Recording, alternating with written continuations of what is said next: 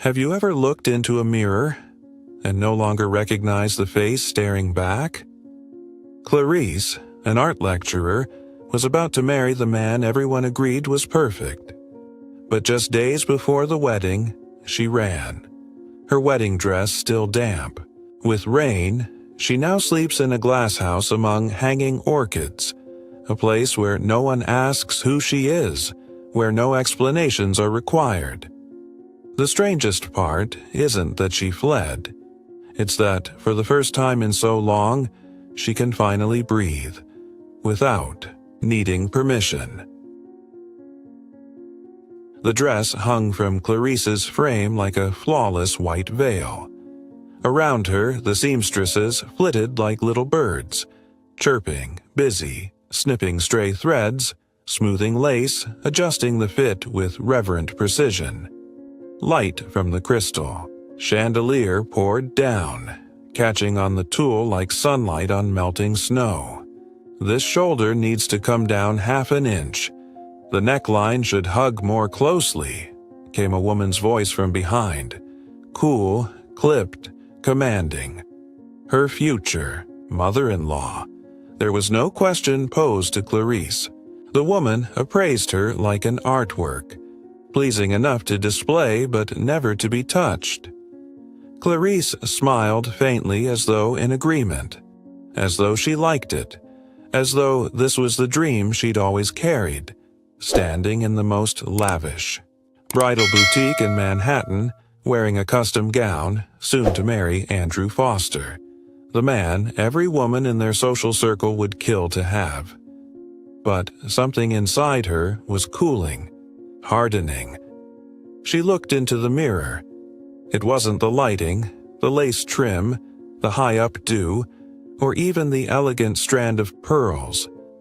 It was her eyes, vacant, like a beautiful room long abandoned. The girl in the mirror wasn't Clarice at all. She was a construct, sculpted from expectations. A seamstress handed her a bouquet of white flowers just to imagine the feel. Clarice took it, fingers trembling slightly.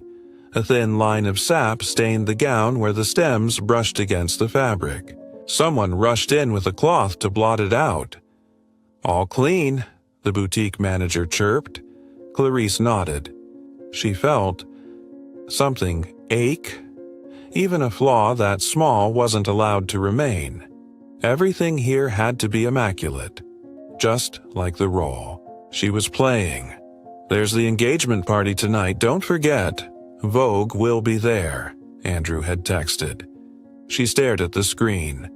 "No, how are you? No, did you have fun today?" Just the itinerary.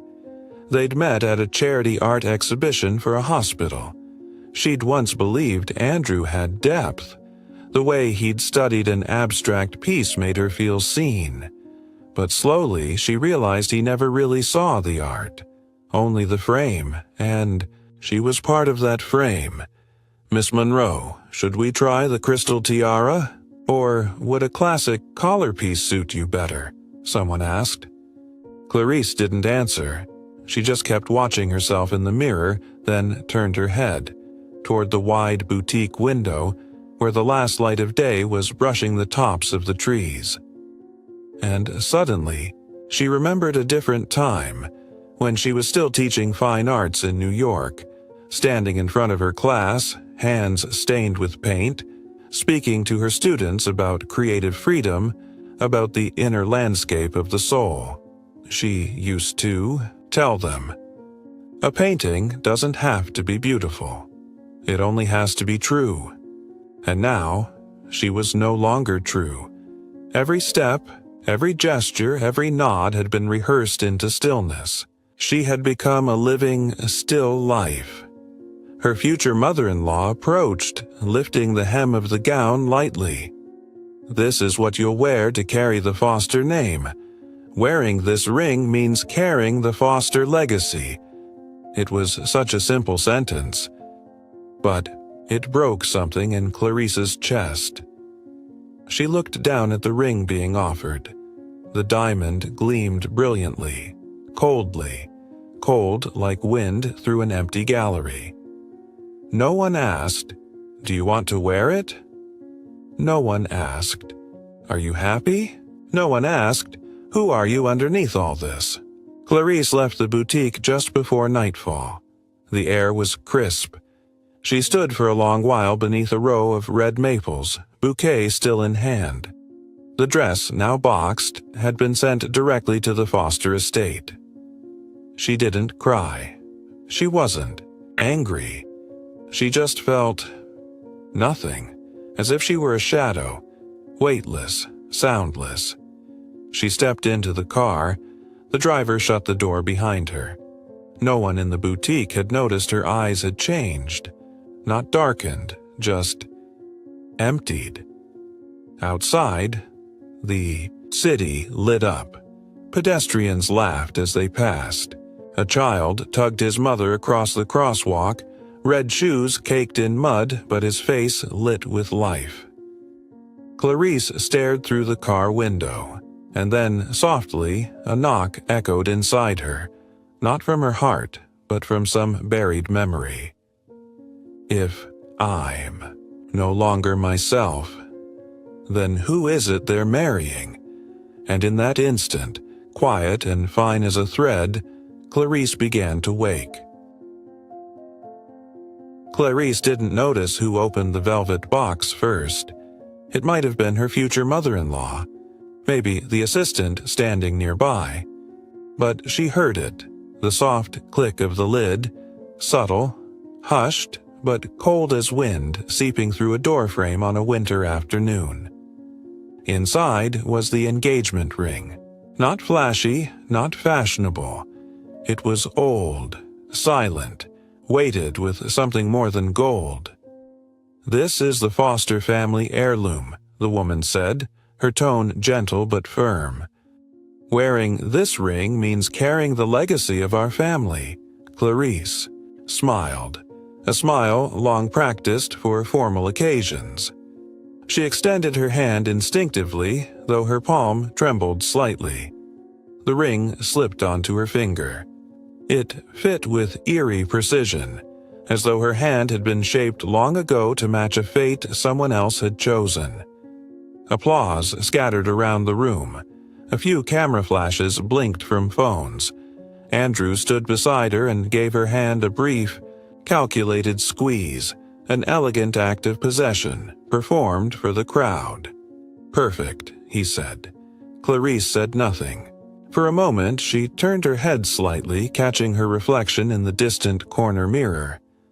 The woman there, poised, radiant, eyes composed, posture immaculate, wasn't entirely a stranger, but she wasn't Clarice either. That evening, she sat alone upstairs in the Foster estate. Andrew was in a meeting with shareholders and she'd been encouraged to rest early, to keep your skin glowing for tomorrow's Vogue interview. Under the dim, golden light of the bedside lamp, her hand rested on her lap, the ring still snug on her finger. Every time she turned her wrist slightly, it made a soft, delicate scrape, the kind of sound you could barely hear, but that echoed in her ears like a countdown. She remembered another ring. Faded silver, no real value. A gift from a final-year art student who had once loved her through his paintings and their long walks hunting for sunlight to mix color. She had turned him down, believing love needed reason to survive.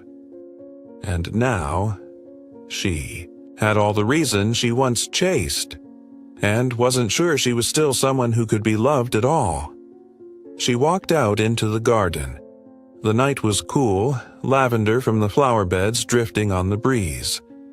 She lifted her hand, watching the ring under the thin moonlight. Not to admire it, but to see if it would say anything to her. It said nothing, just an object, a symbol, a role, a commitment no one had asked her to consent to. Clarice slid the ring off, held it in her palm, feeling the chill of the metal pass across the softness of her skin. She didn't cry, but something cracked within her, a fine fracture like a canvas left too long beneath harsh museum lights. She recalled her future mother-in-law's words. "You'll carry the Foster legacy." No one had asked, "Do you want to carry it? Are you happy?" The night breeze brushed her hair. She looked up. No stars, just a pale haze, like her own insides, neither dark nor bright, just a fog draped over every feeling. Back in the room, she placed the ring carefully into the velvet box. Not in the safe, not returned. Just there, neatly set on the desk, like a question waiting for its answer. She curled into the armchair by the window, drew a light blanket over her legs. One hand rested on her stomach, as if holding herself close. There were no lights now, no cameras, no perfection, no legacy. Just Clarice, and the silence rising from the space within her. The rain hadn't been forecast. No one on the wedding team had planned for it. Event staff scrambled, grabbing umbrellas, shielding chairs, covering the flowers. But Clarice stood still beneath the marble portico, watching the droplets fall, one by one, onto the stone steps. The wedding dress, worth more than several months of an ordinary salary, clung to her like a second skin. Beautiful, cold, and not hers. A swell of orchestral music rose from the speakers behind her. Guests rustled to their feet, shielding their hair, seeking shelter. A staff member rushed over, whispering in her ear, "The car is ready. We can fix your dress before you walk down the aisle." Clarice nodded, but didn't move. She looked down at the pearl-white heels, perfectly snug, not a millimeter off, but every step in them felt like walking across a sheet of glass. Unreal. Her gaze settled on the front row. Her future mother-in-law had taken her place of honor. Andrew was adjusting his cufflinks, smiling for a photographer who was lifting his camera to shoot. No one saw her leaving, not with her body, but with her mind. Clarice turned and walked quickly toward the back doors. No one stopped her. No one noticed. The rain thickened. The hem of her gown dragged through wet grass, catching on shrubs. Still, she didn't stop. It was as if someone inside her had flipped a switch. No more holding, no more fear, no more pretending. Clarice ran. Her tightly pinned hair unraveled, dark strands plastered to her cheeks, makeup washed clean from her skin. Mascara bled into the corners of her eyes. And her eyes, for the first time in what felt like forever, weren't trying to be beautiful. They were trying to see the sky breaking open, to see herself, cracking, so she could finally live.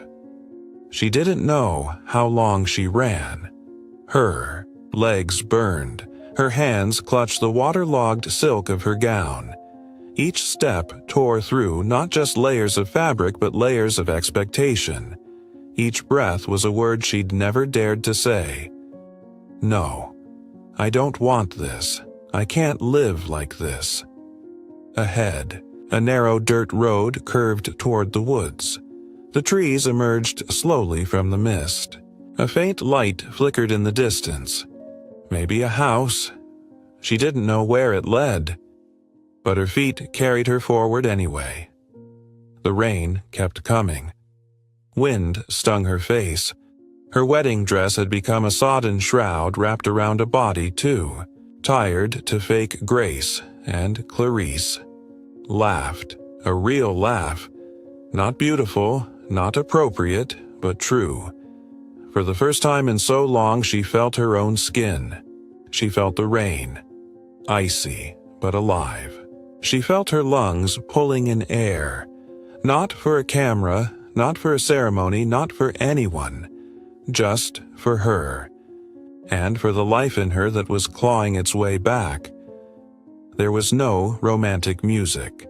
No one chased after her, only the rain, melting the mask, washing off the rolls.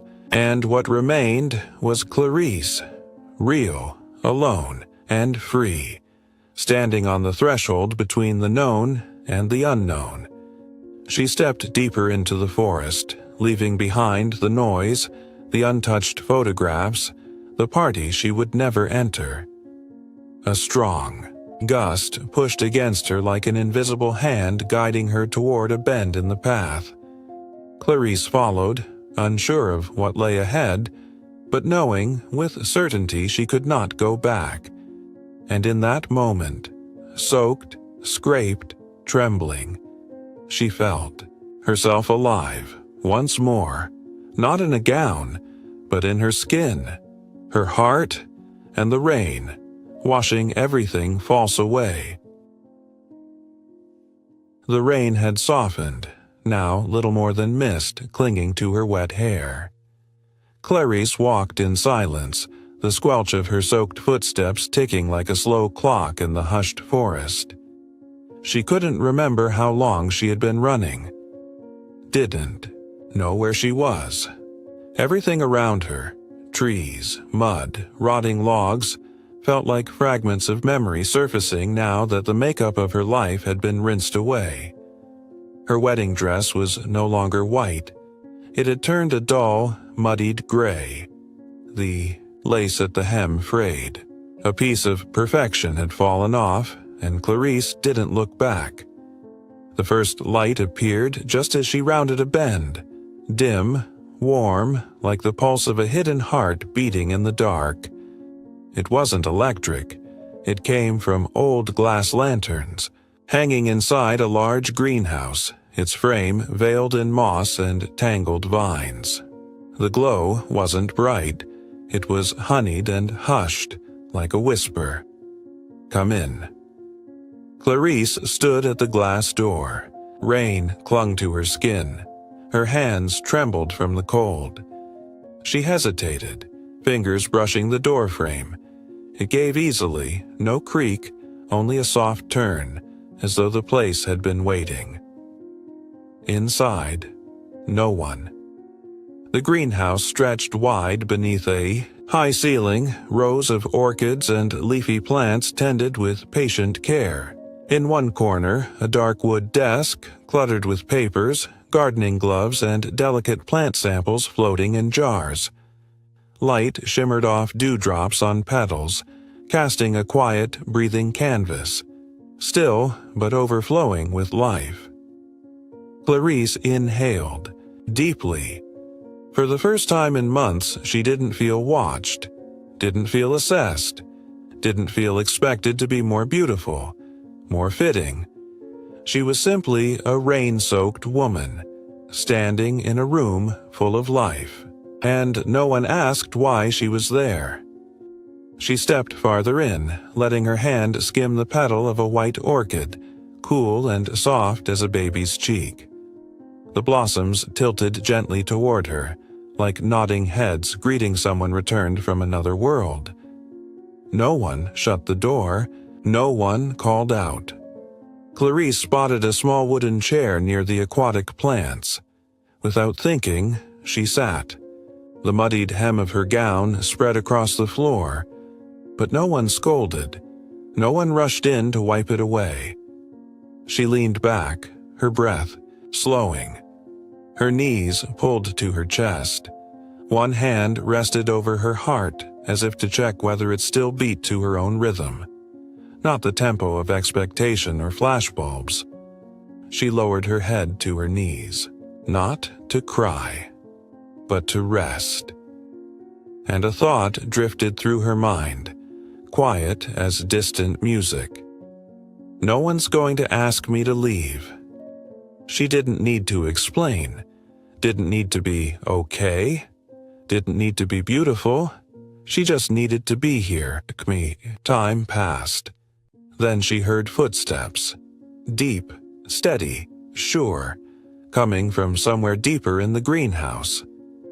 Clarice lifted her head. A man appeared, tall, shirt sleeves rolled up, dark trousers, a basket of gardening tools in hand. The light behind him threw his face into shadow, but his posture held no threat. He was simply real. They looked at each other. Neither spoke. He gave a small nod, the kind one gives to acknowledge another presence in a garden. No questions, no suspicion, only, "I see you. You can stay." Clarice didn't nod back, didn't apologize. She just lowered her gaze, and for the first time in her life, a silence like that didn't feel like a debt she had to repay. And the light of the glass lanterns, the blossoms, the quiet man in the doorway kept glowing, as if this place had always been saving a space for her peace, without needing a reason. Rowan Caldwell didn't care much for strangers. Not because he disliked them, but because people came with expectations and left with a silence muddied by their presence. He'd lived on the orchid farm for nearly 8 years, ever since the sudden death of his wife, a woman who once lit up their small wooden house with unfinished paintings and a laugh that clung to the rafters like smoke. After the funeral, he stopped answering calls, ignored emails, declined every invitation to international botany symposiums. It was just him now, and the orchids. That morning, Rowan entered the greenhouse like always. Basket of tools in hand, he meant to prune the yellow orchids sprouting crookedly near the far wall. But his eyes caught something else, a figure curled up on the small bench by the aquatic plants. Clarice was still asleep, or maybe not asleep, more like suspended, as if her body had released everything and simply stopped. Her hair was damp and tangled against her forehead. The wedding dress draped over her like a discarded veil, mud under her nails, lips pale, eyelids fluttering. Rowan didn't approach. He only watched, the way one might observe a rare orchid blooming out of season. He remembered what the old woman next door once said, years ago, when a stray cat first showed up on her porch. Don't pet it right away. Just leave the door open. If it's quiet enough, it'll stay.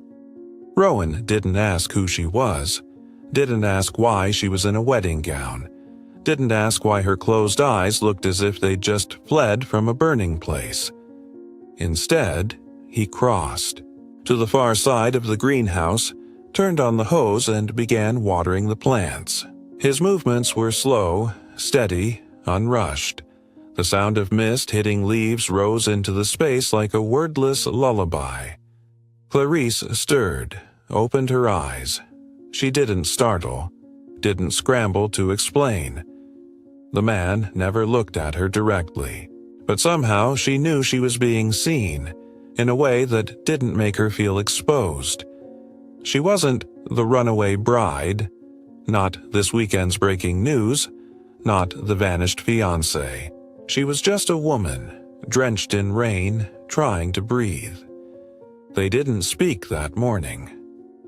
Rowan watered his orchids. Clarice sat quietly. Maybe she drifted back to sleep.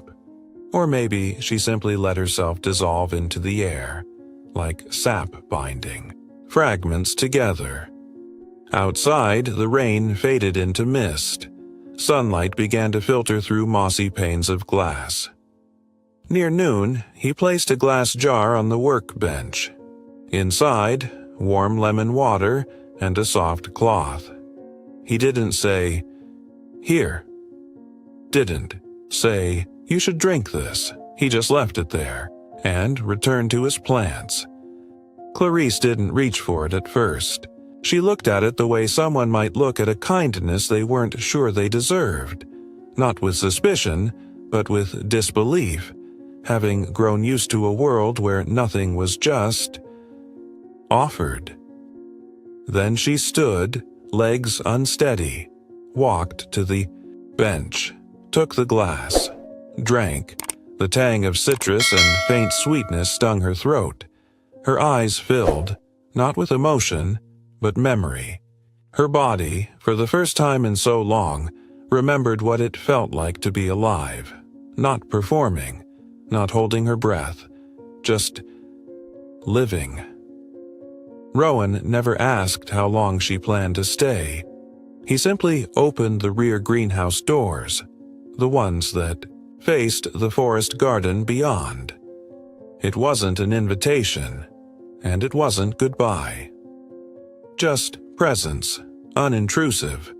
A way of saying, if you want, this door is always open.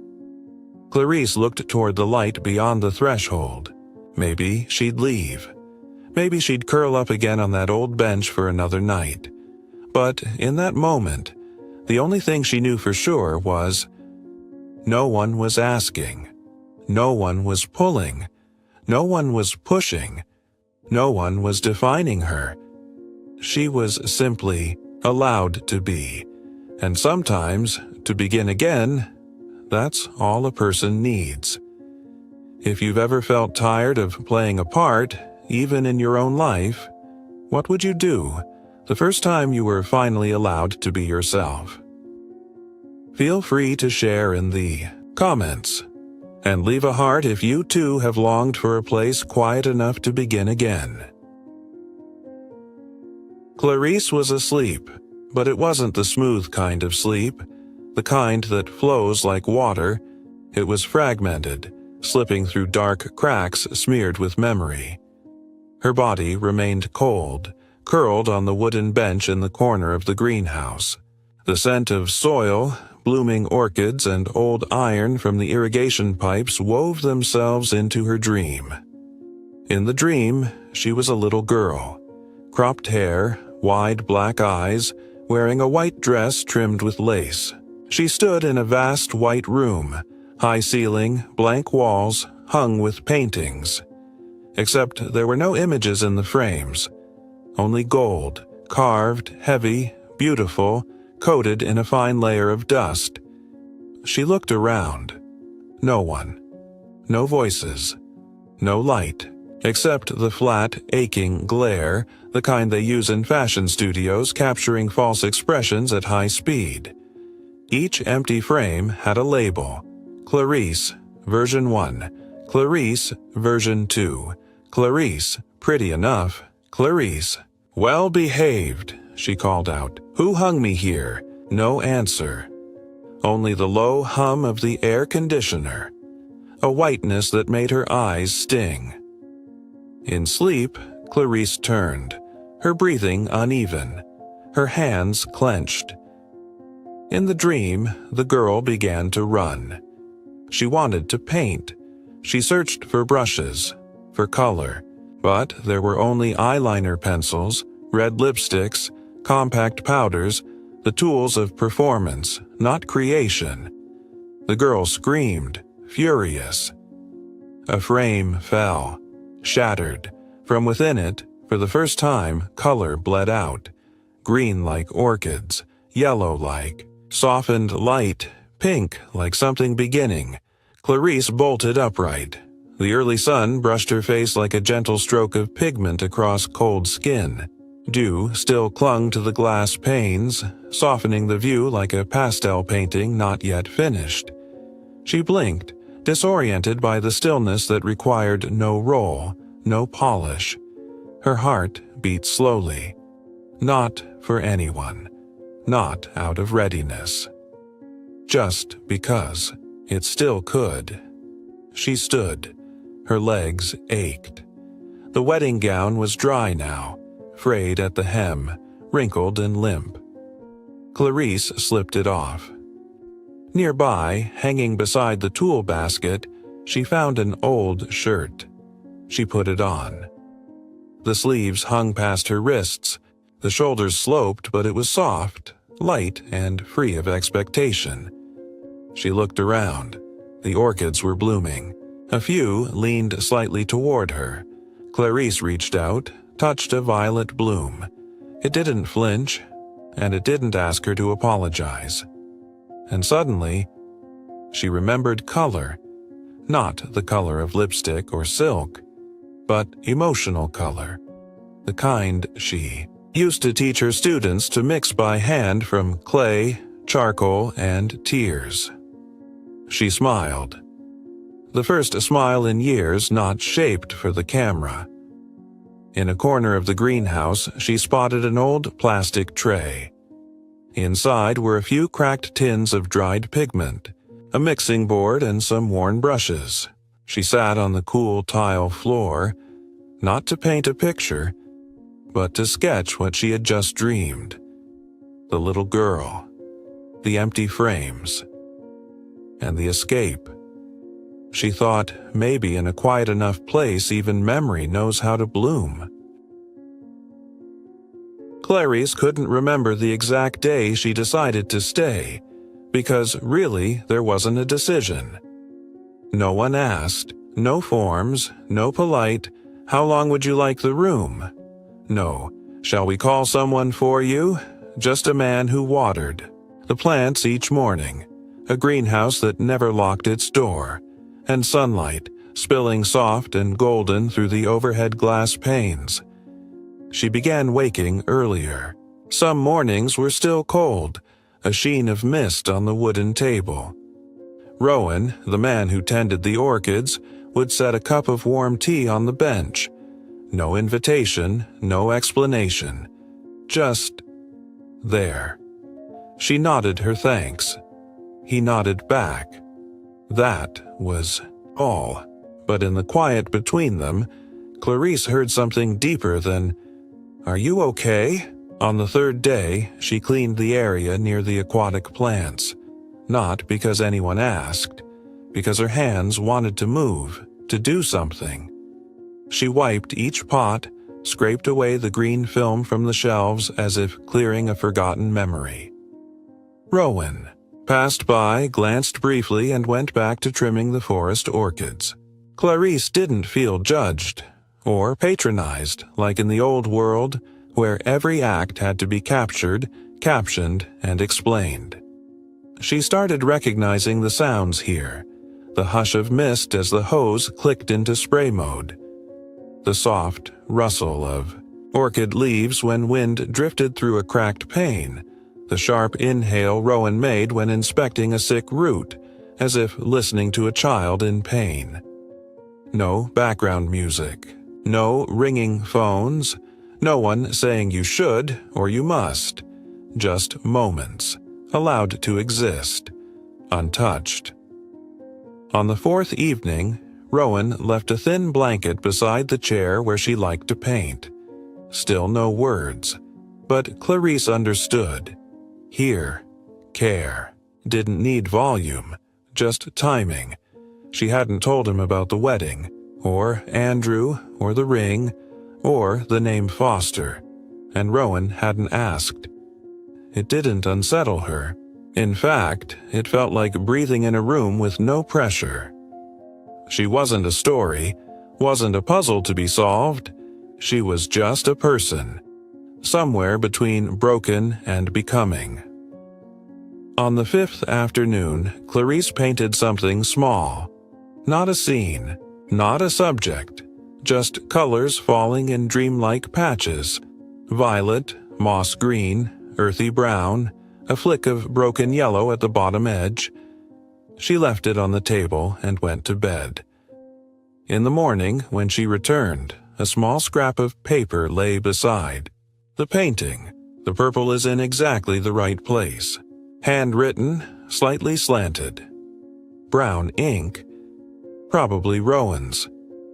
Clarice smiled, not because it was praise, but because someone had looked and had truly seen. That night, Clarice dreamed. She was inside a large picture frame, like the ones she used to lecture about. But this time, she wasn't teaching. She was the subject, still, expressionless, her heart quiet. Outside the frame, people passed by. Beautiful, balanced, classic, expensive. No one asked, is she real? No one wondered. What is she thinking, hung there like that? In the dream, she began to crack. A fracture started at her shoulder, splintered down her neck, her chest, her belly. From within, a white orchid began to grow. Clarice woke with a jolt, sweat on her skin, heart racing, but it wasn't a nightmare. Not panic. It was remembrance. She had once planted things in other people. A lecturer, a lover of color, a woman whose laughter once spilled across a lecture hall like light. She'd once had roots, and she could grow again. The next morning, while Rowan watered the white orchids, Clarice walked over and placed her hand on a pot still waiting to bloom. She didn't ask. She didn't need permission. She simply said, "I think I want to help. With the garden, with you, and with myself." Rowan didn't look up, but he nodded. "Then start wherever feels right." Clarice turned, picked up a broom. She began to sweep the greenhouse floor, slowly but steadily, and each stroke said, "I'm staying. I'm not a guest. I live here. Now." Clarice sat before a blank wall in the corner of the greenhouse, where the light slanted down from above like a current spilling through some heavenly window. She placed the old tray of paints on the wooden table, unscrewed the caps of dried tubes, gently shook the jar of brush cleaner.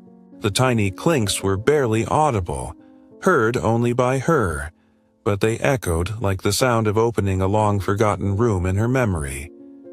She hadn't held a brush in over a year, not for lack of ideas, but because she'd stopped feeling color. When everything around her had turned white, wedding gowns, white rooms, pristine promises, the palette had faded, leaving only the quiet fatigue of someone too empty to begin. But here, inside this greenhouse garden, no one reminded her she was wasting time. No one asked, "What's the point of this?" She was allowed to paint without purpose, and because of that, her hand no longer trembled when she raised the brush to paper. She began with a stroke of blue, not for sadness but the early chill of morning. Then yellow, soft as sunlight brushing, the lip of an orchid.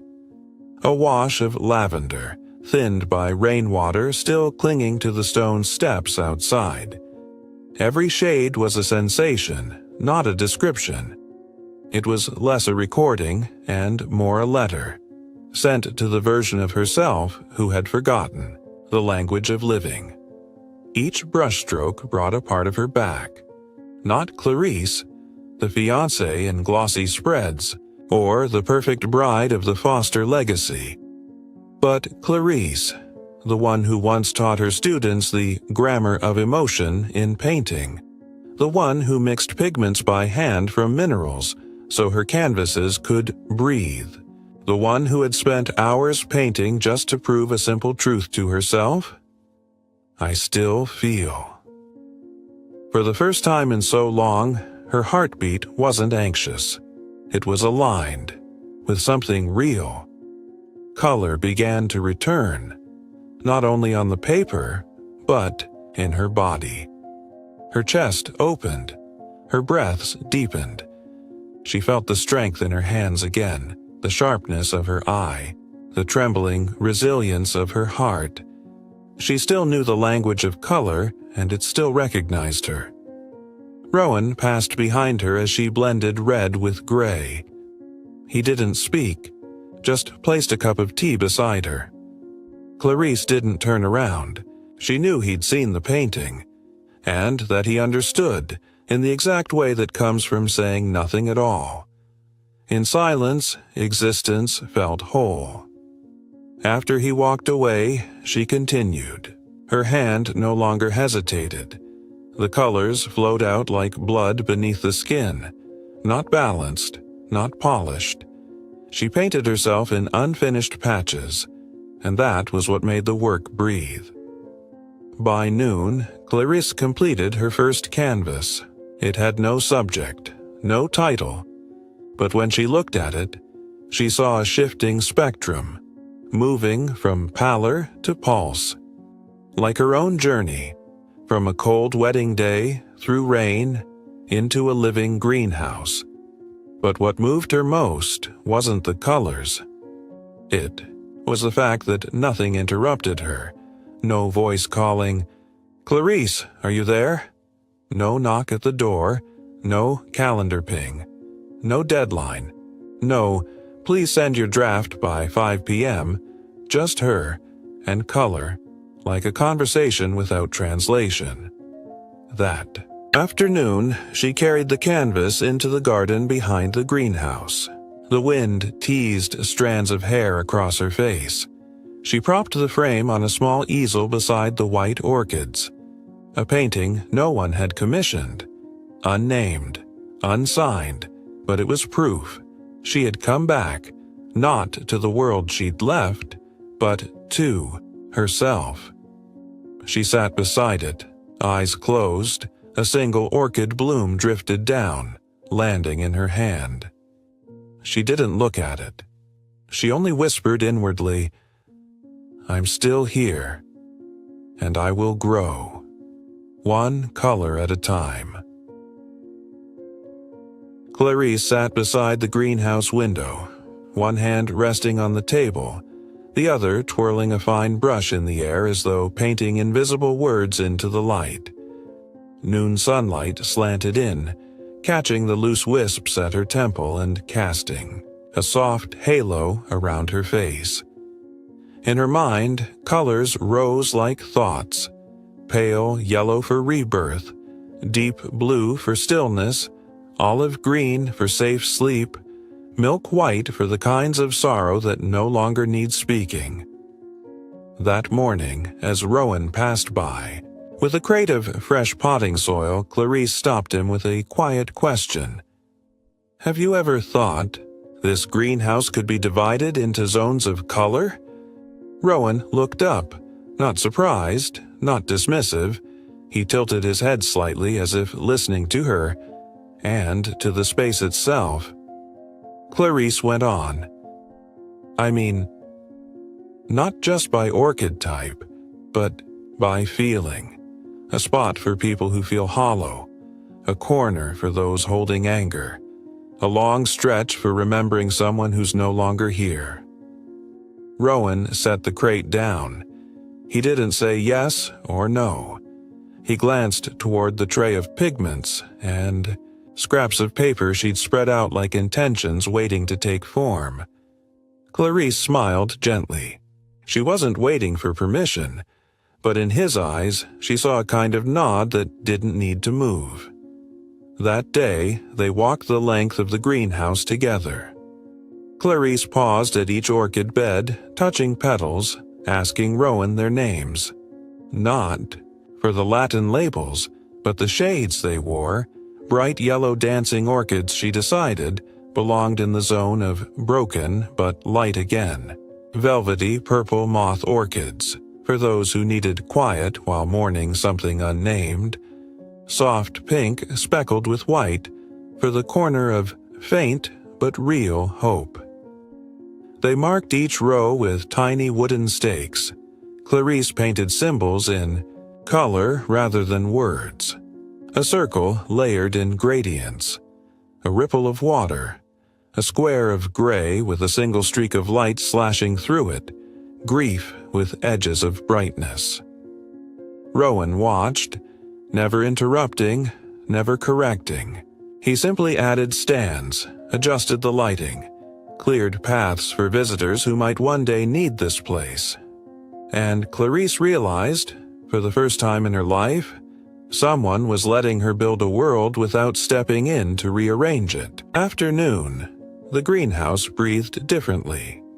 Clarice stood in the center of the living room they had created, the scent of orchids and soil soaked into her hair. Paint lingered on her fingertips. And in that moment, she was no longer the runaway, no longer the almost bride. She was a maker, a tender of worlds. And Rowan, from a quiet distance, bore witness.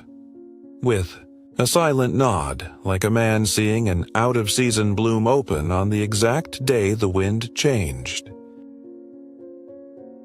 That afternoon, with the day's work in the greenhouse complete, Clarice returned to the quiet corner where the old mirror stood. The wind nudged one of the glass doors ajar, casting a long streak of light across the tiled floor. She sat down, the chair creaking beneath her slender frame, her body weary in that soft, satisfying way earned only through movement. She held a cup of hot tea. The rising steam blurred her reflection, turning the mirror into a veil of vapor. Clarice wiped a section clean with her palm. The dust lifted easily, revealing her eyes. Eyes that mirrored the gaze of a woman who had lived too long in borrowed roles. But this time, she didn't look away.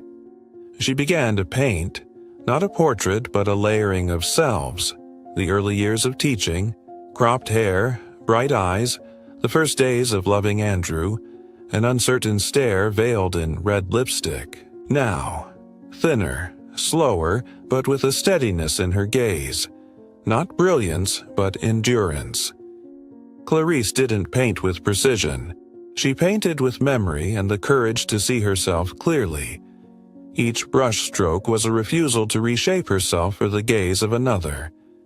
She paused midway through the piece, looked at the mirror, and asked aloud, softly, as if for the wind alone.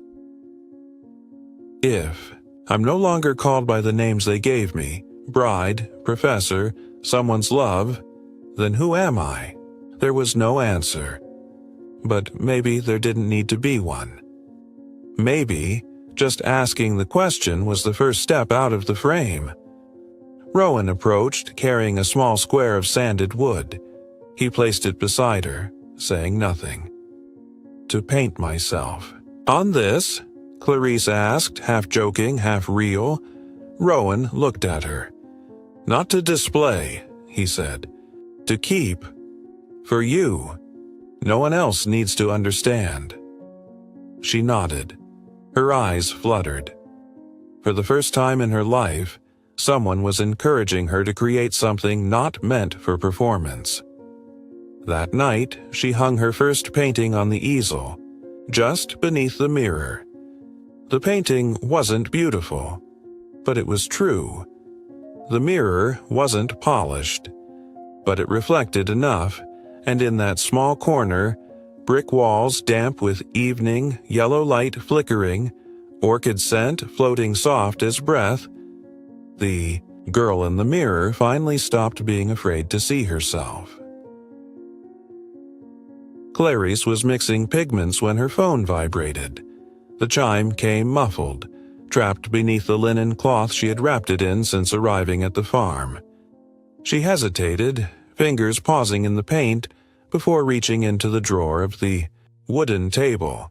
On the screen, Andrew, 3 messages, 1 missed call. She tapped the first one, and his voice echoed in her mind, warm and meticulously familiar. I miss you. We can go back to how things were. I'm ready to start over, if you are. Clarice sat upright, fingertips grazing the tabletop. Outside, the breeze stirred gently through the porch, rustling the hanging white orchids. She had once loved that voice. Low, steady, like someone who always knew the way. Now it sounded like an old recording, every note in place but entirely out of time. The next message arrived minutes later. The press is starting to ask questions. My mother's in shock, but I told them you just needed rest. We'll handle everything, I promise. The words were sweet, but Clarice felt a chill down her spine. He hadn't asked if she was okay. Hadn't mentioned what she felt. Just the press. My mother. Handle. She saw it clearly. She wasn't being spoken to as a person. She was a misplaced detail in a picture he'd curated to perfection. An hour later, as she trimmed the edge of a new canvas, the third message came. I'm trying to protect both our reputations. But if this continues, don't blame me when the truth gets out." Clarice froze. Brush still in hand, its tip dipped in color but unmoving. The words were no longer gentle, no longer us. Only blame, and everyone. A fourth followed almost instantly. "I lifted you up. Don't make me defend myself differently." Clarice closed her eyes. A familiar wave crashed through her, a trapped, tight ache in the chest. It wasn't the threat itself that stung, it was the tone. The voice of someone who had once convinced her that to be loved was to be indebted. That night, she pulled out a piece of paper and a pencil. She didn't reply. She drew a blank frame, and inside it, a single line of text. "If love must threaten to be obeyed, it is not love." The next morning, Rowan passed through the back garden. Clarice sat quietly, holding her phone. "Andrew," she said simply. Rowan looked at her. No questions, no advice. He sat beside her, placed a cup of hot tea near her elbow. "He has the right to speak," Rowan said slowly, "and you have the right not to listen." Clarice nodded. She opened the last message, hovered her thumb over the delete icon, then paused, not out of hesitation but because she no longer felt rushed. This wasn't escape. This was choosing. Later that day, Clarice repotted a withered, white orchid. She layered the soil slowly, steadily, as if burying at last the quiet tyranny of a love that had worn the mask of care. She didn't text back. She didn't block him. She simply left the past where it belonged. Not with a dramatic ending, just by refusing to turn around. Clarice wasn't used to being looked at without being measured. Her whole life, gazes had come with a weight of expectation. The way her mother looked at her, willing her to behave with grace. The way her fiancé watched, fitting her into the image he was building. The way colleagues nodded politely at her lectures that were just artistic enough and practical enough. No one had ever simply observed her. That morning, the greenhouse was quiet, like a song that had finally let go of its highest note. Wind slipped through the seams in the glass roof, casting soft light across the orchids beginning to bloom. Clarice sat at the long wooden table, surrounded by trays of paint and brushes neatly arranged. A light shawl draped over her shoulders shifted with the rhythm of her breath. She was painting. Nothing figurative, just feelings rendered in color. A blurred red curve, a wash of pale blue like morning mist, a scattering of soft violet dots, like fallen petals. She wasn't thinking about the outcome, or the viewer. She was painting to stay steady inside herself. Rowan entered from behind, his movements quiet, as though his body had long learned the silence of living among plants. He said nothing. He stayed at the edge of the greenhouse, not so close she'd feel encroached upon, not so far he felt absent. He watched her, not to understand, not to possess, not to correct. Clarice sensed he'd been there a while, but she didn't turn. She didn't need to. She knew how he existed, like the garden's own shadow. Beside her, never demanding acknowledgement, he'd once said softly, "A plant doesn't need to be watched to bloom." And maybe that's why he didn't need her to know he was looking, even if he saw.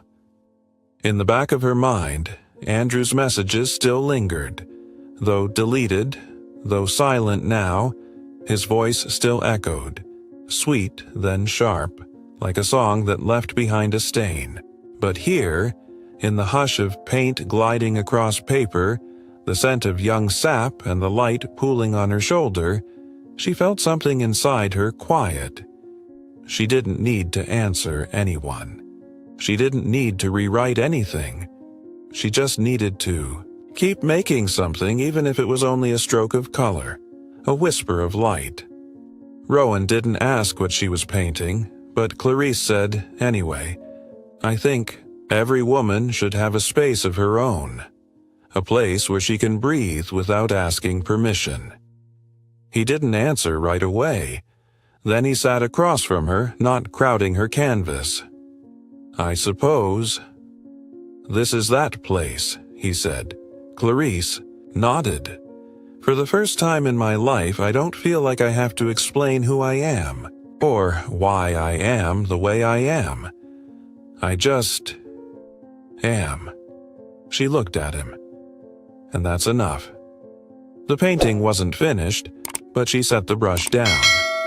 She turned the paper slightly, viewing it from an angle, like tilting a mirror to see herself from a new, truer place. Rowan tilted his head. "I see life in it," he said. "Not the loud kind. The kind that's just survived a storm. The kind that's relearning how to stand." Clarice was startled by how precisely he said it. She hadn't expected someone like him, someone so fluent in silence, to speak with such accuracy. "You really see that?" she asked softly, as if the question was meant for herself. "I see it," Rowan said, "but I don't try to define it. I don't shrink it." He met her eyes. "I see you, here, making, being." And something shifted inside Clarice, clearer than anything before. Freedom wasn't the absence of being seen, it was being seen, and not being changed. That night, she hung the painting on the wall near the white orchids, not in a place of prominence, but at eye level, so each morning, passing by, she would remember, "I'm still becoming." Rowan walked by, paused for a moment. She didn't turn, but this time she knew. She didn't need to hide. She didn't need to smile. She didn't need to explain. She could let herself be seen and still be wholly, quietly herself. Clarice sat in the white orchid section, the place where she most often painted, but this morning, instead of mixing colors, she sat still. One hand rested lightly on her knee, her gaze following the slow movement of sunlight threading through the glass canopy. Everything around her remained gentle, as it always did.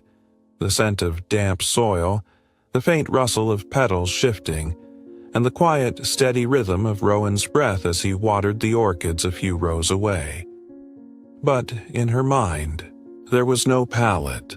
There was a door, and behind it, memory. Who was I before I met Andrew? The question surfaced without ceremony. She had once had a small classroom on the third floor of an art school in Brooklyn. The windows looked out over a roof of red brick, where morning light would often catch her wrist as she wrote in chalk. Her students sat in circles, never in rows. Rooms full of laughter, paint-splattered jeans, and heated arguments about what made a line feel alive. She once had a student named Luna, purple-haired, always painting with her bare hands. Luna had told her, "Miss Clarice doesn't teach drawing. She teaches how to see with your heart." She'd laughed then, never imagined she'd forget how to see that way. She used to spend weekends wandering with a sketchbook, sitting in parks, and drawing strangers, capturing crow's feet, hand gestures, the quiet ache in eyes no one noticed. She liked to keep the things others let slip away. She once spent an entire summer learning how to make pigment from natural dyes.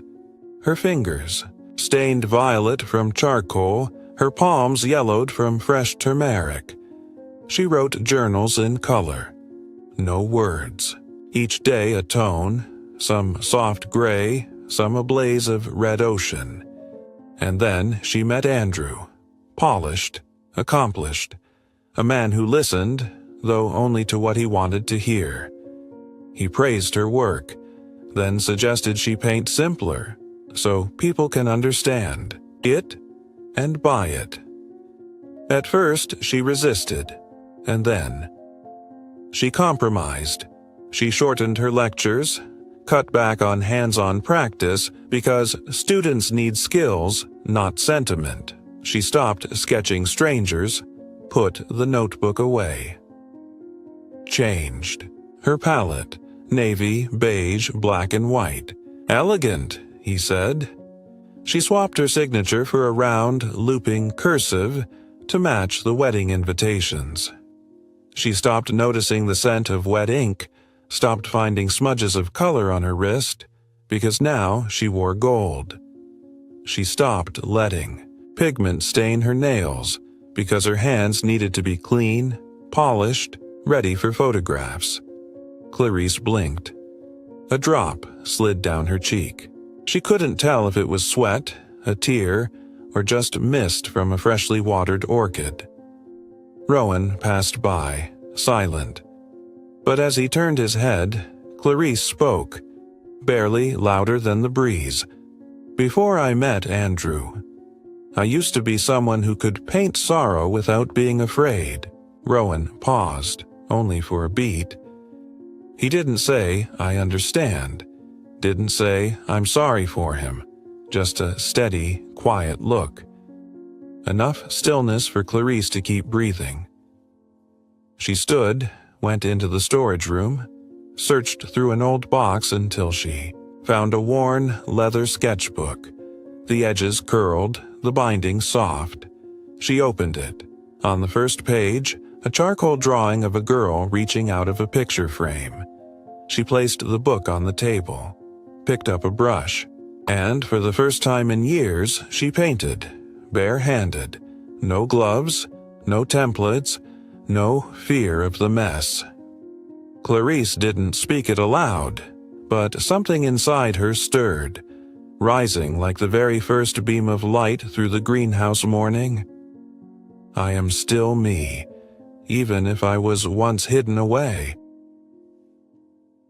Clarice was gently wiping the leaves of a white moth orchid with a soft cloth when Rowan entered, a folded newspaper in his hand.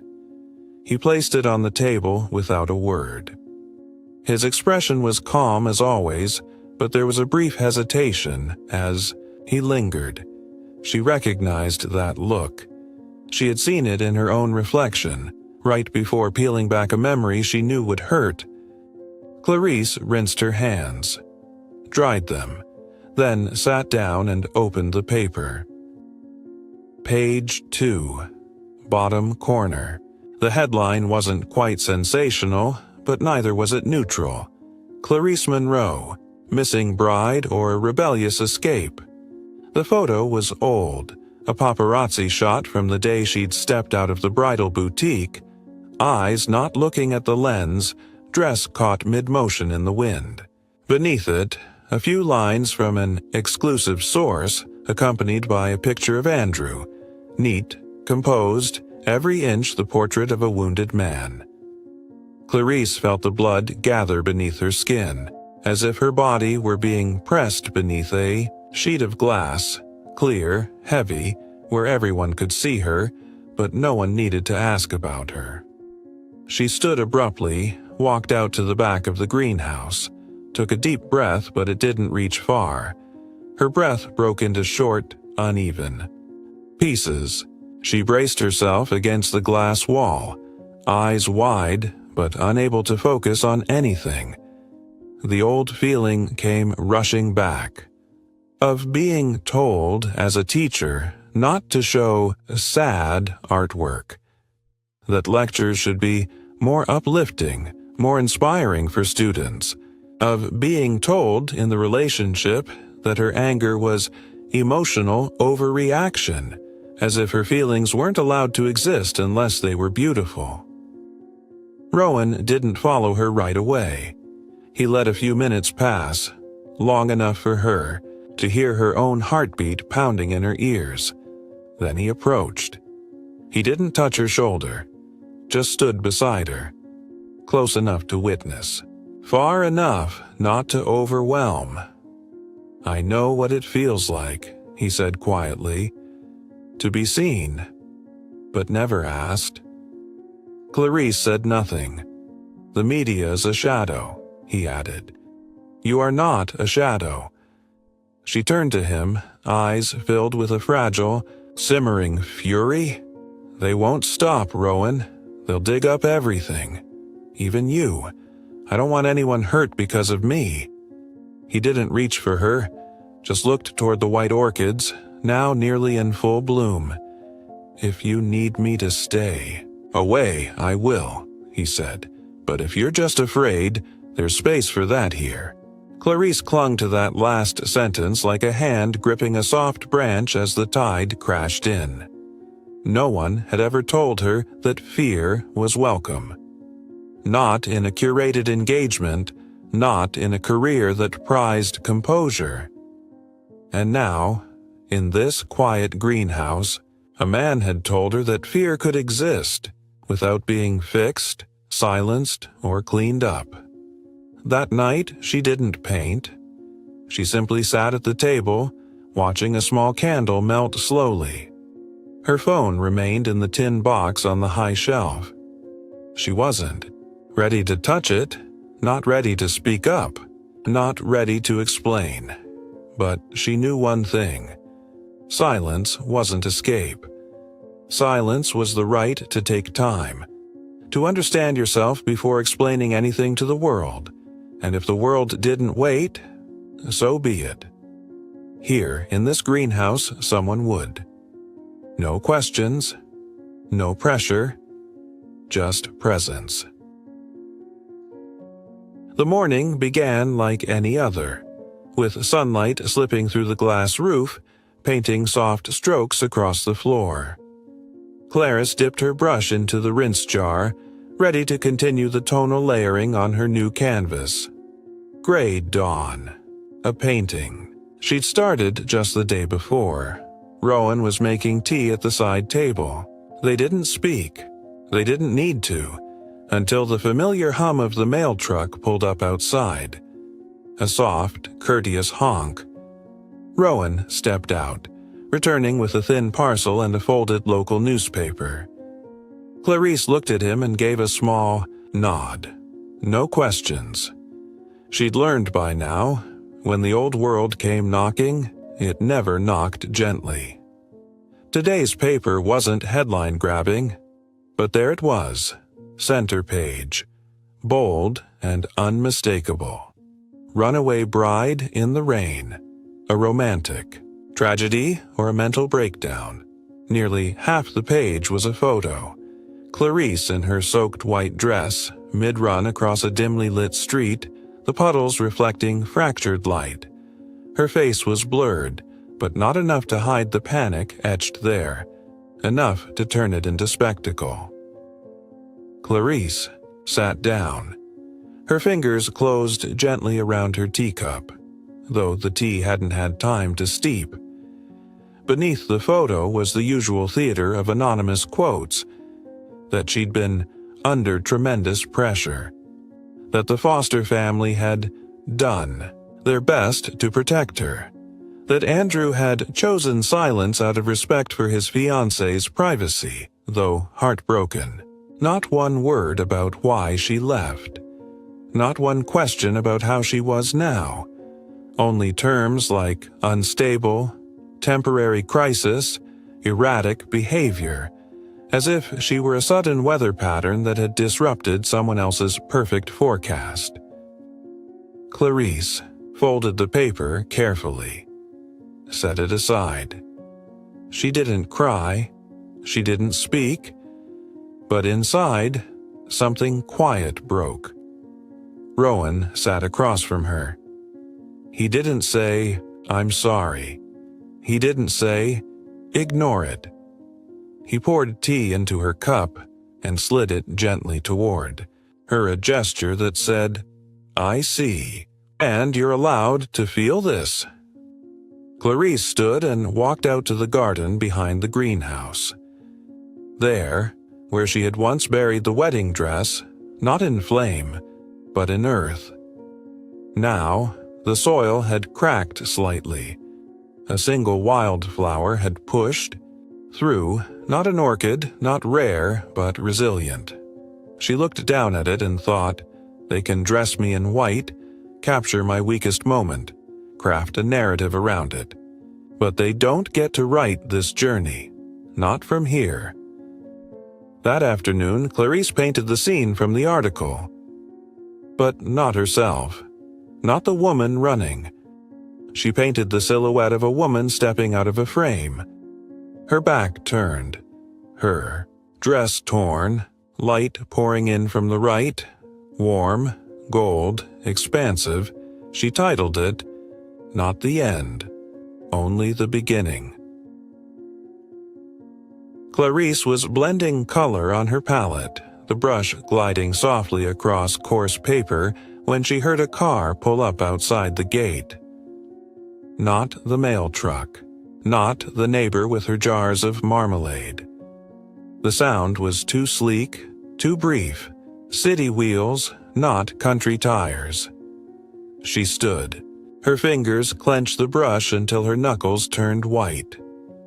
Rowan was out back in the garden, unseen. Clarice walked slowly toward the front of the greenhouse, where the light had begun its late afternoon lean, casting long shadows across the stone path. And there stood Andrew Foster, immaculate, expensive, and still wearing the cologne she used to associate with safety. "You're okay," he said. No greeting, no question, just an observation, flat and brief. Clarice didn't answer. She stopped 3 steps away, didn't invite him in, didn't retreat. Andrew glanced around the greenhouse, eyes pausing on the scattered canvases, then settling back on her. "The press is out of control," he said. "Did you even think about that? About me?" She said nothing. His voice shifted, softer, lower. "I was wrong, okay? I deserve the blame. But disappearing like that? Without a word? Do you know how scared I was when you vanished? Still silent, but inside her, the old scaffolding, those quiet defenses built of compliance and silence, shook faintly. Not because she believed him, but because the language was familiar. Andrew noticed, took a step closer. "We had everything. Clarice, a stable future. I never asked you to give it all up, just to pause the dream, build a life first. You agreed, remember?" She remembered, too clearly. She remembered nodding in the Range Rover, sealed in like a box on wheels, the city sliding past without a single tree in sight. "Andrew," she said, voice rough from disuse. "I didn't disappear. I left." He raised an eyebrow. "What's the difference?"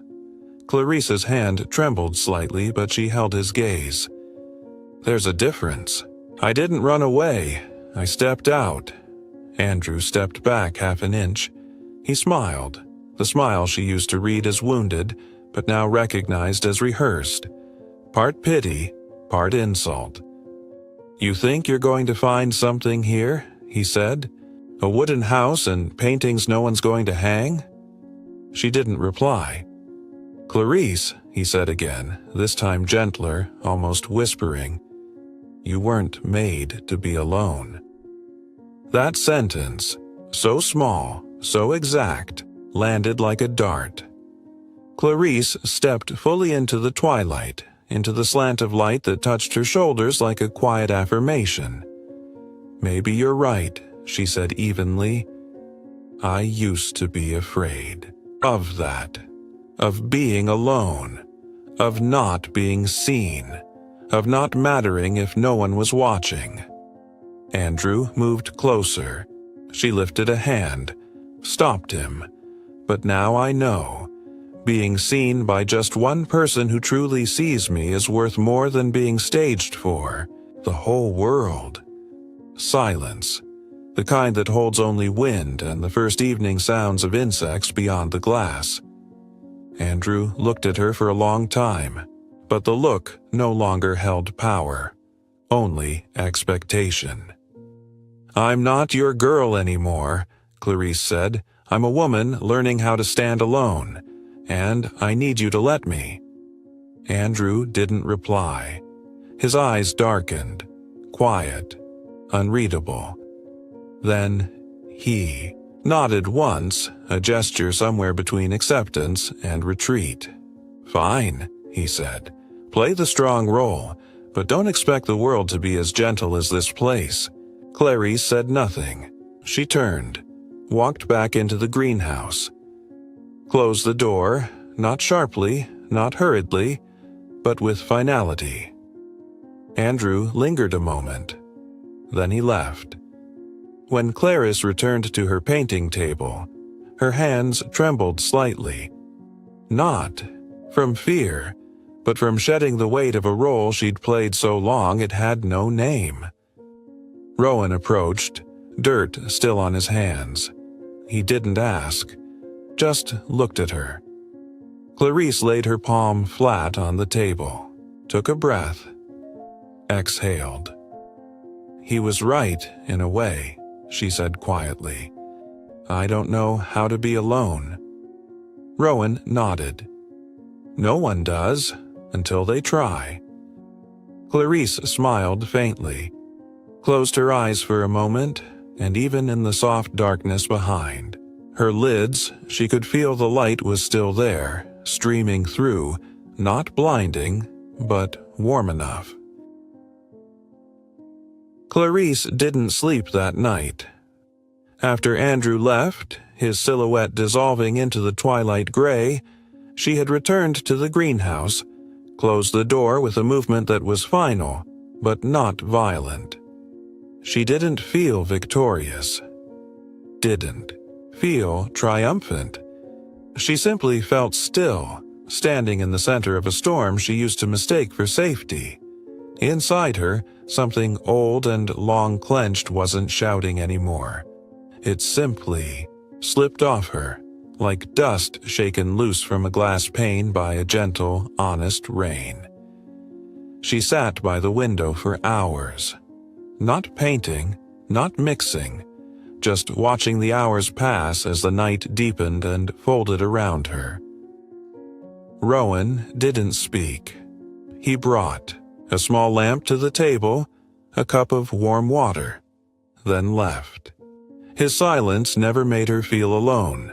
On the contrary, it was like permission to be nothing in this moment, but present.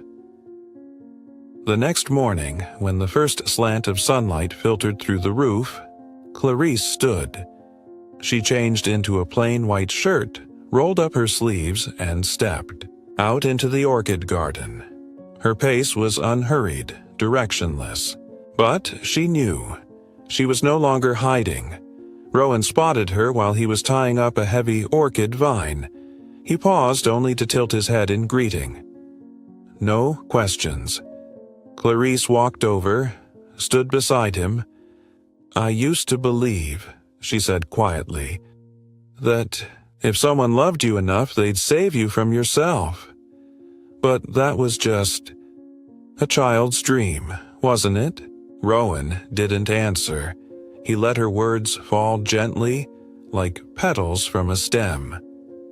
Clarice continued, "I thought someone would come, say, 'I'll take you away from all this,' like in the films. But in the end, I was the one who left. No one opened the door, no one lifted me out." Rowan pulled the knot tight around the vine, then met her eyes. "Because you're not weak," he said. "You just were never given permission to be strong." Clarice let out a quiet laugh. Not bitter, just true. The kind of laugh that arrives when something simple lands exactly where it belongs. Back inside, she uncovered the largest canvas, the one she'd abandoned when she first arrived. It was half-finished, smeared in gray and pale shadows. Today, she would continue. Not to finish it. Not to prove anything. Just to continue. That afternoon, Rowan returned carrying a small wooden box. He set it on the table, opened it.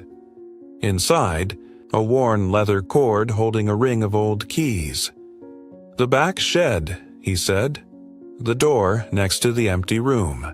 My wife's old teaching studio. It's all here." Clarice looked at him. She didn't ask why, but Rowan understood her gaze. "If one day you want to stay," he said, "not because you need shelter, but because you want to bloom here, then know this place is yours too." Clarice didn't answer immediately. She reached out and took the keys. They weren't heavy, but in her palm they carried weight, of something offered freely, not rescue, but choice. That evening, Clarice pinned a blank sheet of paper to the wall beside her desk. On it, she painted, in bold, deliberate strokes, "I don't need to be saved. I choose myself." Below it, she placed an old photograph, her younger self, holding a brush, hair unbound, eyes bright, not to return to the past, but to remember. She hadn't lost herself. She had only taken a detour. Outside, the wind began to rise. This time, she didn't shut the window. She opened a small pane, let the air pass through. A few old sketches fluttered, lifted, and scattered across the floor. In that sound, Clarice felt no panic, only peace. Because finally, she wasn't running, she had stayed in her own life.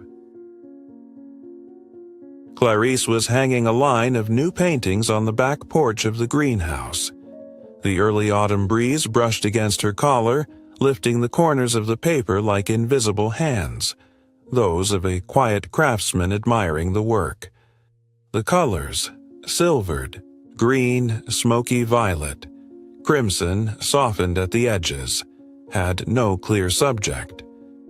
But they moved, breathed, whispered, much like the journey she was on, directionless in map, but alive in every step. Rowan stood at the edge of the garden. He didn't walk toward her, didn't call her name. He simply watched, in that way only he could, without inspection, without urgency, without needing to know. Just witnessing. Clarice noticed him from the corner of her eye, but she didn't call out. She didn't explain the paintings. For the first time in her life, she painted without needing to be understood. And the strange thing was, Rowan stayed anyway. He didn't leave because he wasn't invited. He didn't intrude to become part of the story. He simply remained, like sunlight, like mist, like the orchids that lived quietly beside her each day. Later that afternoon, when Clarice returned inside to tidy up, she noticed a small notebook placed neatly on the wooden table beside the teapot. No note, no invitation. She opened it. Inside were Rowan's handwritten entries. Not a diary, but small notations, almost like poems. Observations on an orchid blooming out of season. The way the scent of soil shifted between summer and fall. A single line about how the light fell at exactly 7:10 a.m. across the fronds of the tiny fern near the water basin. In the center of the book, she found a page with just one line. "I'm not here to rescue anyone. I'm the one who stays to witness someone rescue herself and not interfere with that moment." Clarice paused, her hands stilled, her heart slowed, not out of emotion, but recognition. She had been cast in so many roles: the sweet daughter, the capable woman, the accommodating girlfriend, the perfect bride-to-be.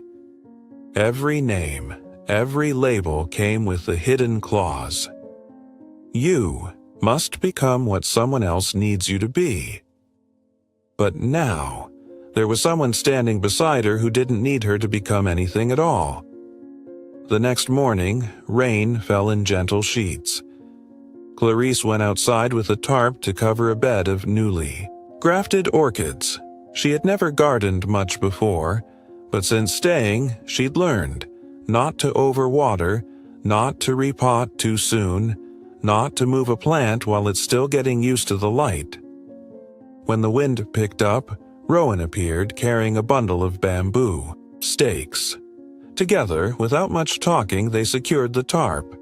They moved in tandem, not as choreographed partners, but as two pulses familiar with the same rhythm.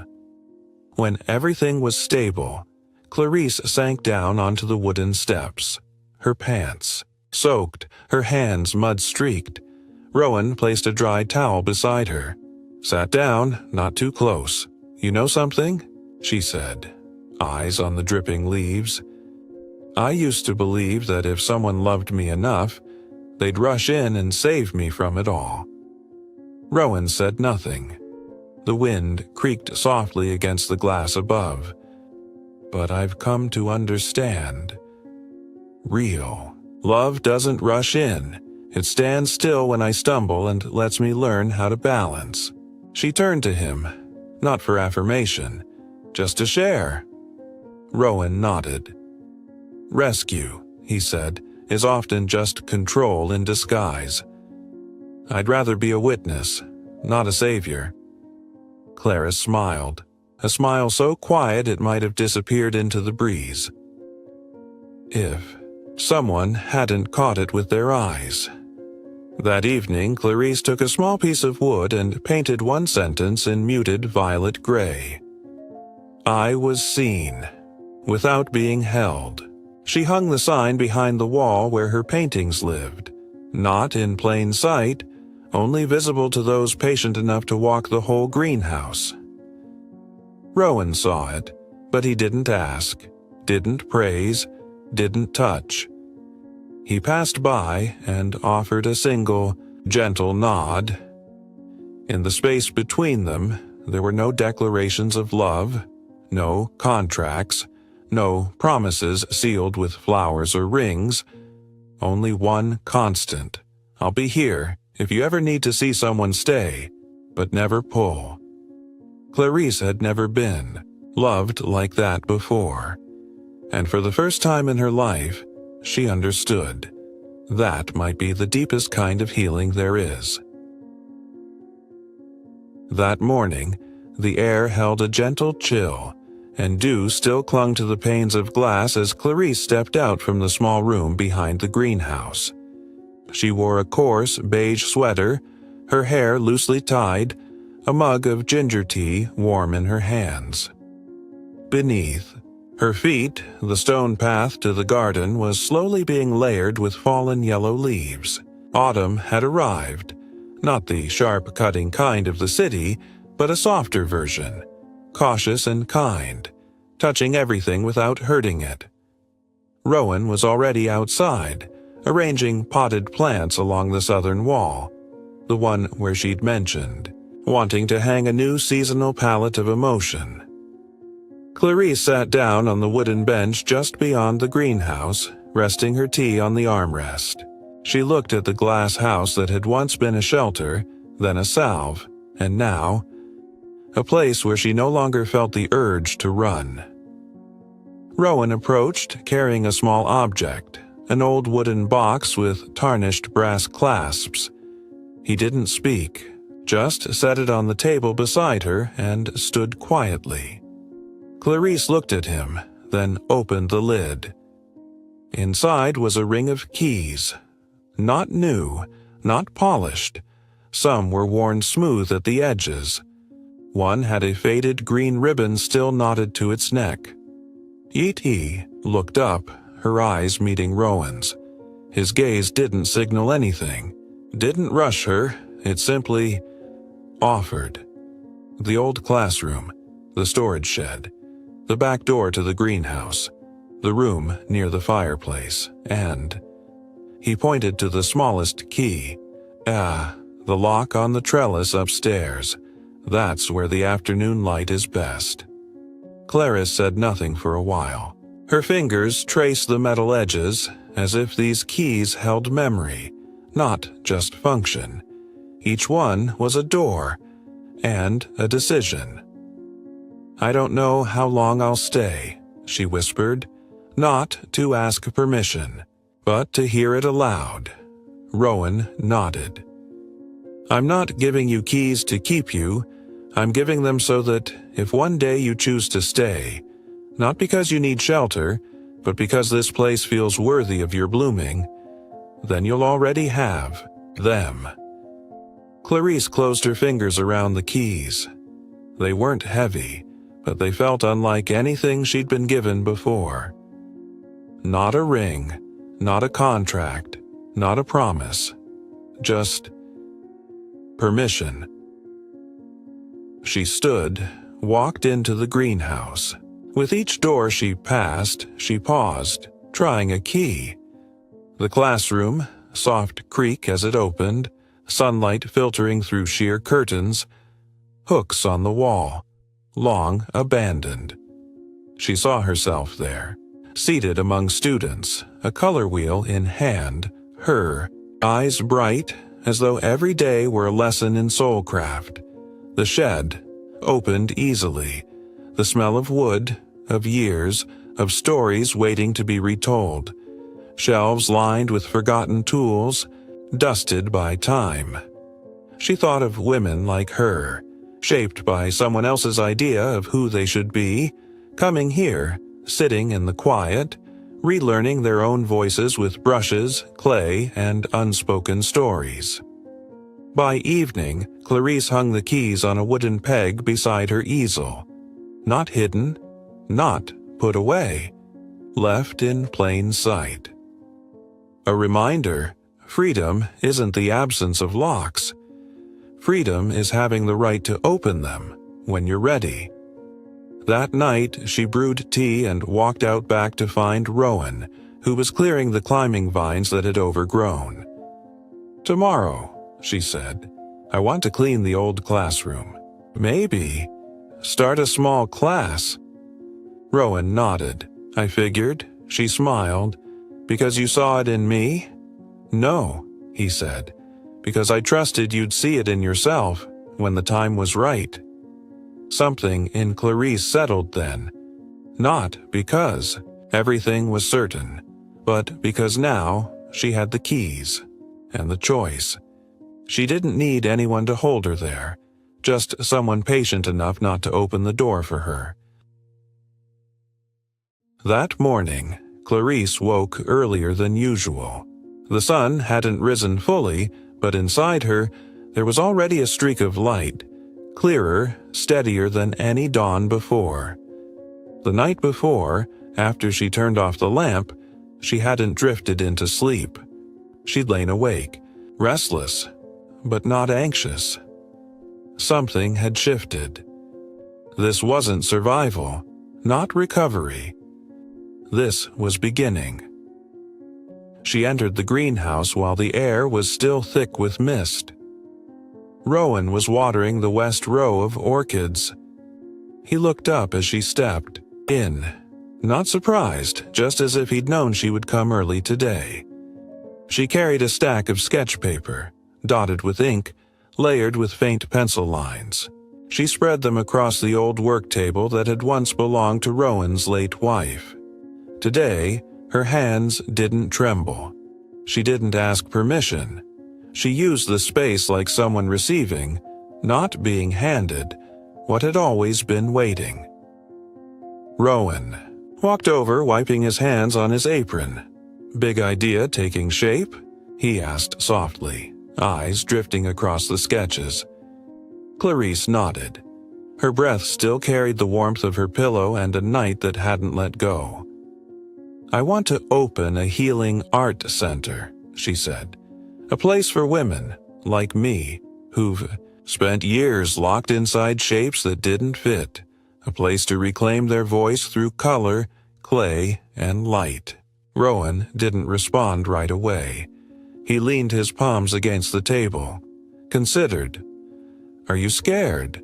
Clarice smiled, not to dismiss it, but to name it. "Yes, but it's the kind of fear that feels alive."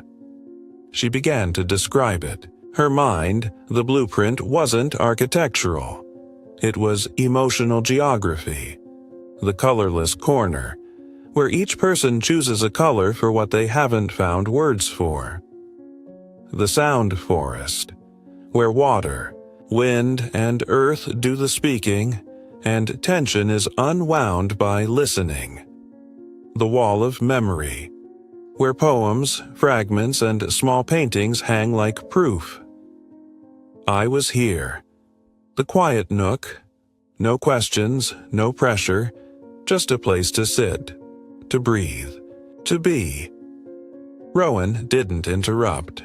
He nodded slowly, tracking her words across each page. Finally, he said, "A second garden. Not for hiding, but to return to the world as more of yourself."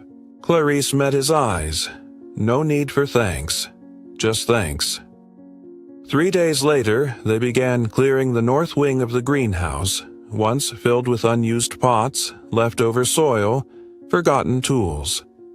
Clarice began repainting the walls. Soft tones, hushed, gray, cream yellow, a whisper of dusty rose. She scribbled the first notes for a trial class. You don't need to know how to draw, only that you were once silenced, and that you want to hear your voice again, even if only through color. On Thursday afternoon, Rowan fitted new glass panes into the classroom windows. Clarice arranged wildflowers in a tall jar by the entrance, not polished, not curated, but unmistakably alive. That night, they sat together on the porch beneath the vine canopy. Clarice brought out a sample flyer for the opening day. No logo, no slogan, just a single handwritten line. "This is not a place to be healed. It is a place to begin healing through what once was most you."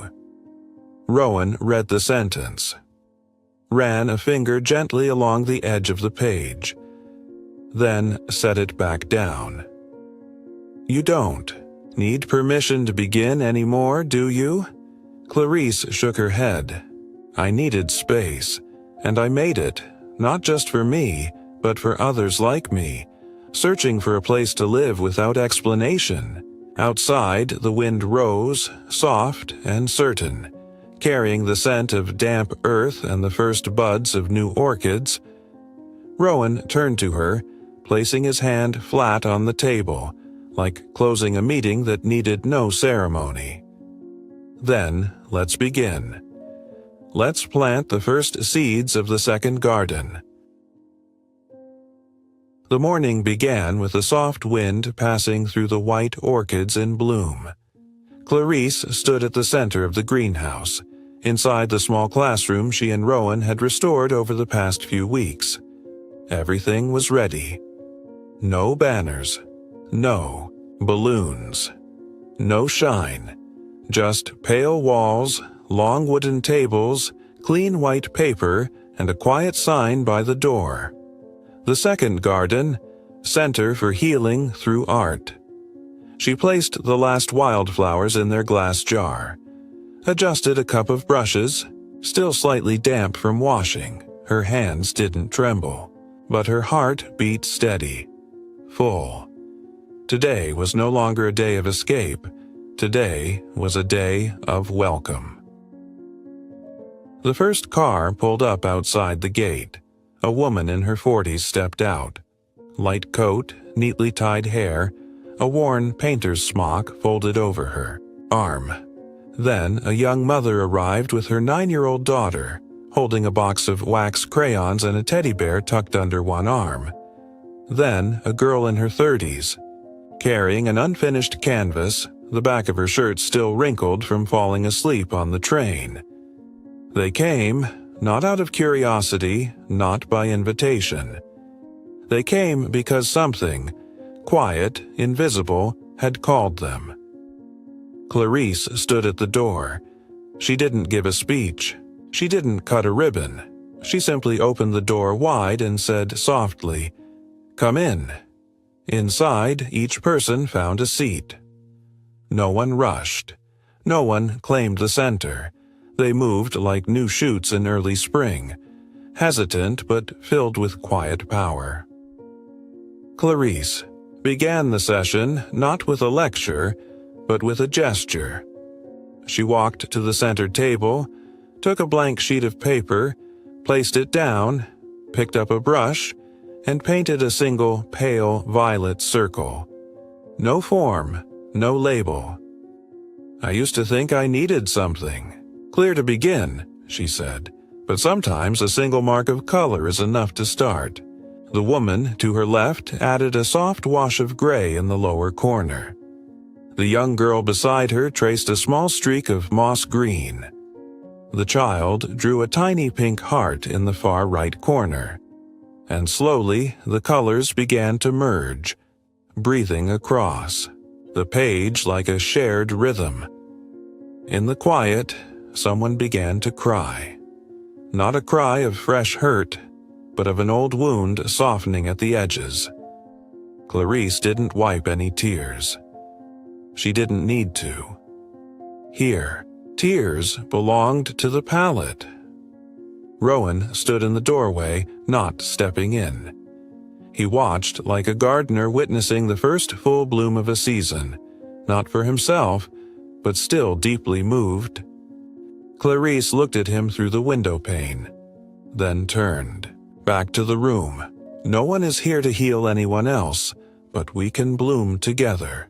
At the end of the session, Clarice moved through the room, collecting each piece, not to grade them, but to hang on the wall of memory.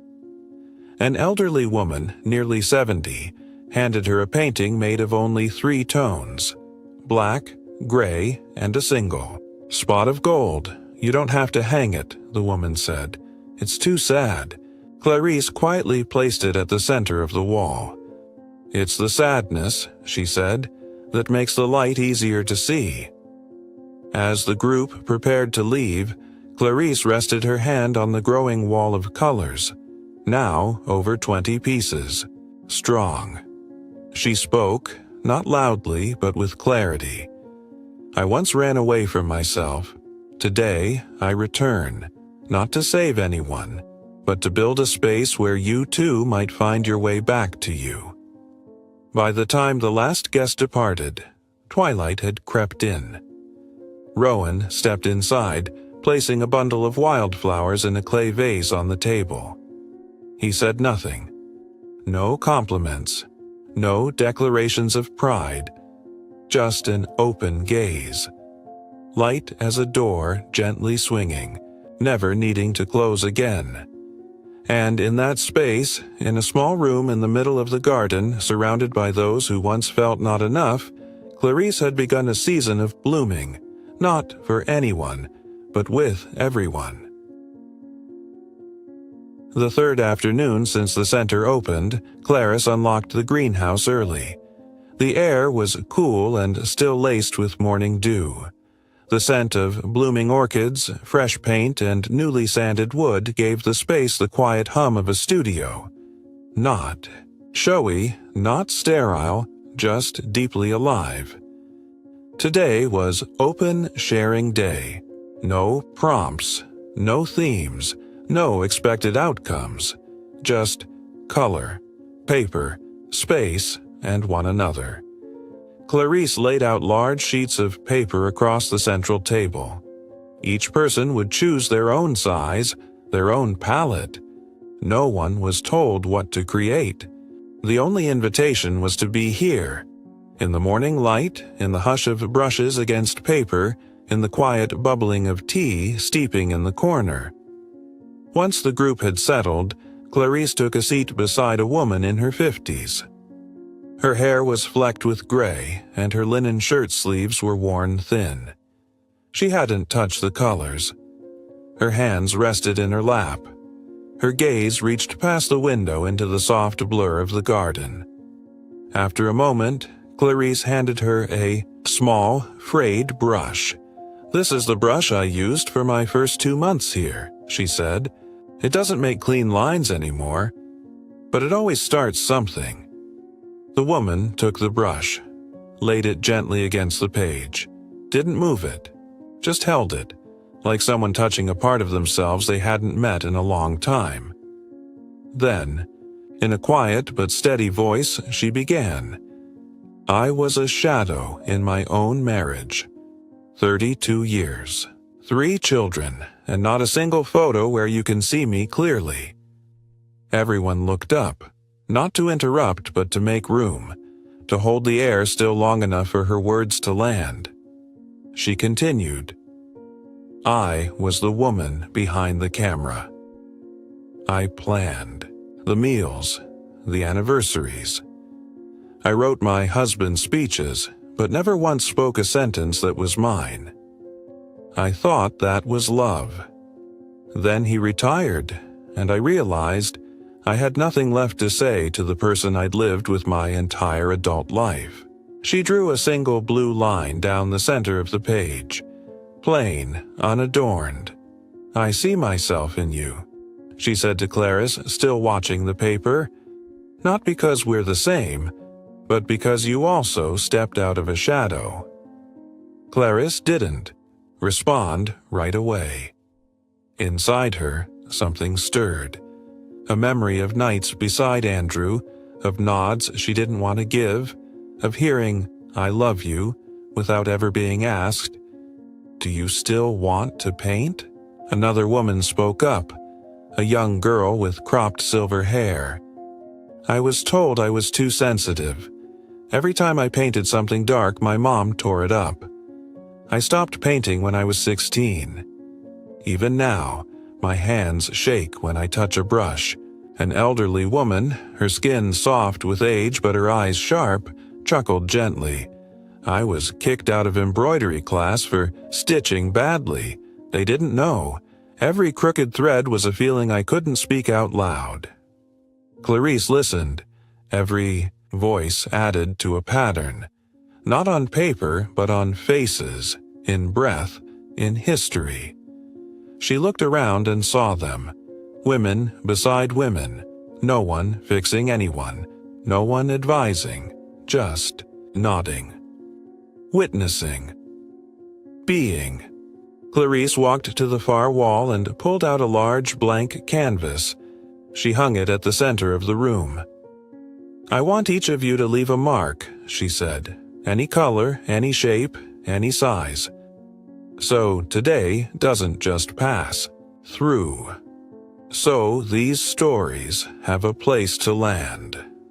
The older woman painted a deep red circle, misshapen, tucked into the bottom left. The silver-haired girl made a trembling streak of green near the center. The embroidery woman dotted the canvas, with small specks, like dust motes catching light. Clarice dipped her brush in pale violet, drew the outline of an open door, barely there. When the session ended, no one clapped. There was no summary, just a silence. True silence. A silence made of trust. Clarice looked at the shared painting. It had no shape, no title. It wasn't finished, but it had begun. With truth, from women who had once been shadows, and were now, thread by thread, patterning their own part of the second garden. That morning, Clarice woke to the sound of soft rain tapping the glass roof above her bed. After all these months, that sound had become part of her body's rhythm, no longer cold or lonely, but something like a lullaby for the mind. A background score for gentle thought. Rowan had brewed coffee, not placed it on the table but set it on the wooden windowsill. right where she always stood to watch the white orchids sway behind the house. She walked over, took the cup, sipped slowly.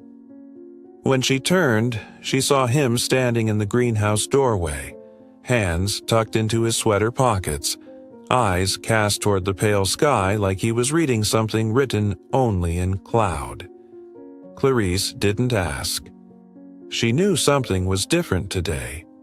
Not a storm, not a turning, just a quiet ripeness. After breakfast, they walked the garden together, this place that had grown into more than a garden, a studio, a refuge, a decision. She showed Rowan a new pathway, now softened with mossed stone for older visitors, a painting still drying in the unspoken memory corner. Rowan listened, didn't interrupt, didn't solve. When they stopped beneath the late blooming bougainvillea, Clarice turned to him and asked, "What if one day I stop painting? What if I'm tired? What if this place isn't an art center anymore? Just a garden?" Rowan didn't answer right away. He bent down, picked up a fallen petal, turned it between his fingers. Then looked up. "Then I'm still here. Not for the center. Not for the paintings. Because wherever you're living true, that's where I want to be beside you." Clarice smiled. Not the tentative smile she'd worn the first day they met, not the relieved smile of someone who survived a storm, but the calm, grounded smile of someone who had sat still long enough to know exactly why she was choosing to stay, and with whom. Rowan reached into his pocket, unwrapped a small object from a soft linen cloth the color of clay. Clarice paused. But inside, there wasn't a ring, no jewelry, no token, just a second set of keys, identical to the first, except for one small, unused silver key. "The room to the left of my house," Rowan said quietly. "It's been empty since she passed. I cleared it out. If you'd like, it can be your studio, or a place to sit, or a place to do nothing at all." Clarice took the keys, looked down at them in her palm, then looked at him.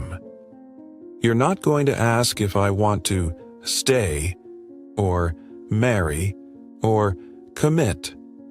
Rowan shook his head. "No, because I don't need to name what's already alive."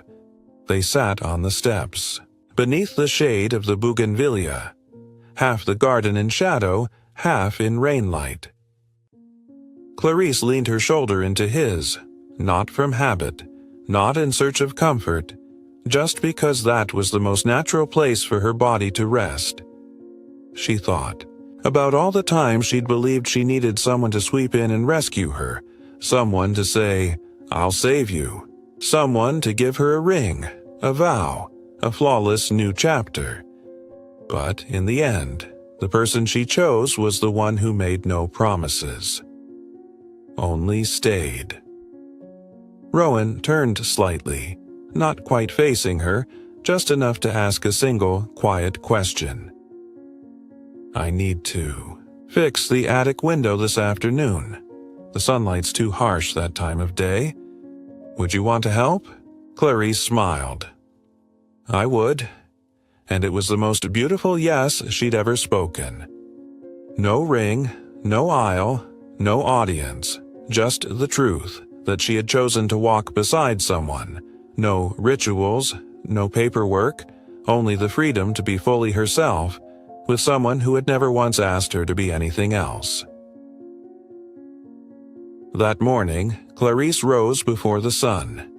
She didn't turn on the lights. She let the quiet light of dawn stretch across the room on its own, soft and unhurried. It reached the corners of her studio gently, as if knocking politely before entering. The room, once an empty space left in the shadow of loss, had become something else. Not a monument, not a sanctuary, a beginning. She sat before the easel, brush still untouched. A blank sheet of paper waited, breathing in the quiet like she was. In her chest, a single phrase repeated with the calm rhythm of tide, the second garden. Those 3 words hadn't come from a signboard or a brainstorm. They weren't written in any plan. They came from the way she watched people return after their own seasons of shedding. In the past week, women had begun to come back. Some arrived, carrying unfinished paintings, others holding notebooks filled with hesitant, trembling lines. Some came just to sit in the quiet corner, doing nothing, saying nothing, but their faces looked less drained, more here. Clarice saw herself in them, and more than that, she saw them in each other. No one asked, "Why are you sad?" No one demanded a full story. There was only presence, only the way they allowed each other to exist as incomplete pieces. Still worthy, still growing. Yesterday, one woman left behind a painting of an unnamed forest. In the center was a blank white space. When Clarice asked, "What is this?" the woman replied, "It's where I once stood, not knowing who I was, but it's also the place I chose to return to, not to find myself, but to grow from there." And Clarice understood.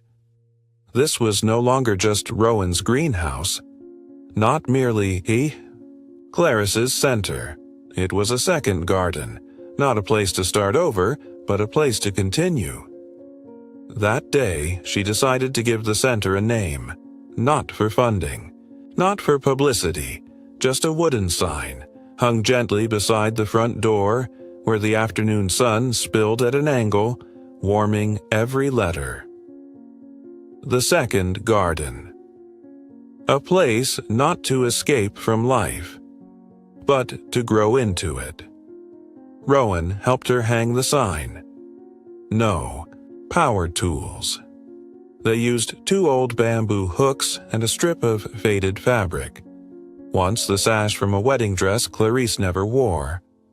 When the sign was in place, Clarice stepped back. A breeze passed. The sign trembled slightly, but held. Rowan asked, "Why the second garden?" Clarice answered. "Because the first garden I lived in was built of expectations, of eyes watching, of being what I should be. But this is the one I've chosen to plant. Not from perfect seeds, but from what I had left." That afternoon, everyone who had ever attended a class returned. No event, no flyer, no invitation. One brought pastries. One carried a painting not yet dry. One came simply to stand in front of the new sign, press a hand against the word grow, and say nothing at all. Clarice set up a large canvas in the garden center.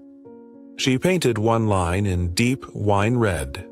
"If you were ever someone else, let this be the place you become yourself." People were invited to add to it, in their own colors, their own truths.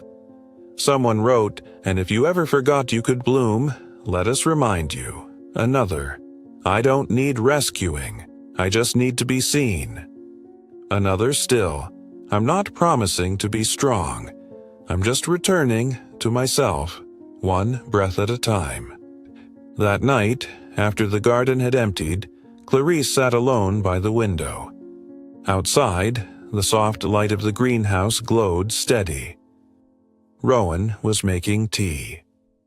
They didn't speak, but both knew a chapter had closed, not by ending, but by becoming.